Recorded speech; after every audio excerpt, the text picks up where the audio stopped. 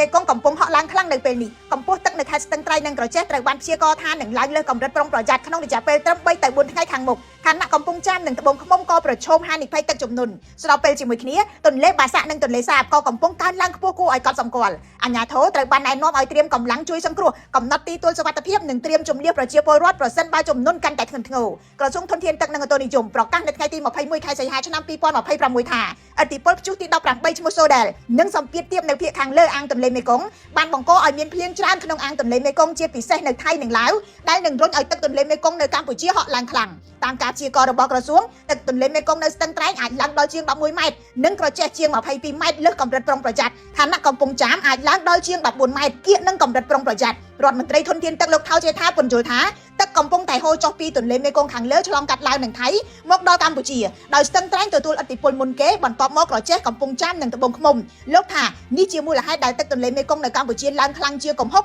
បើទោះបីជាកម្ពុជាមិនមានភ្លៀងច្រើនក៏ដោយលោកថៅជេថាបន្ថែមថាប្រសិនបើទឹកឡើងដល់កម្រិតអាសន្នជំនន់អាចប៉ះពាល់ដល់ផ្ទះសម្បែងហេដ្ឋារចនាសម្ព័ន្ធនិងការធ្វើដំណើរហើយក៏អាចបង្កគ្រោះថ្នាក់ដល់ពលរដ្ឋលោកណែនាំឲ្យពលរដ្ឋនៅតំបន់ប្រឈមត្រៀមស្បៀងអាហារមធ្យោបាយធ្វើដំណើរនិងត្រៀមទៅកាន់ទីទួលសុវត្ថិភាពពេលចាំបាច់ដោយឡែកគណៈកម្មាធិការជាតិគ្រប់គ្រងគ្រោះមហន្តរាយកាលពីថ្ងៃទី19ខែសីហាបានណែនាំឲ្យអាជ្ញាធរត្រៀមកម្លាំងមធ្យោបាយធនធានកំណត់ទីទួលសុវត្ថិភាពដើម្បីជួយសង្គ្រោះទាន់ពេលគិតត្រឹមថ្ងៃទី20ខែសីហាក្រសួងធនធានទឹកឲ្យដឹងថានៅខេត្តក្រចេះតែមួយស្រូវវស្សាជាង1000ហិកតាក្នុងក្រុងស្រុកចំនួន5តាមបណ្ដោយទន្លេមេគង្គបានរងផលប៉ះពាល់ដោយទឹកជំនន់រួចហើយខ្ញុំរស់សុធាពី News Today NTTV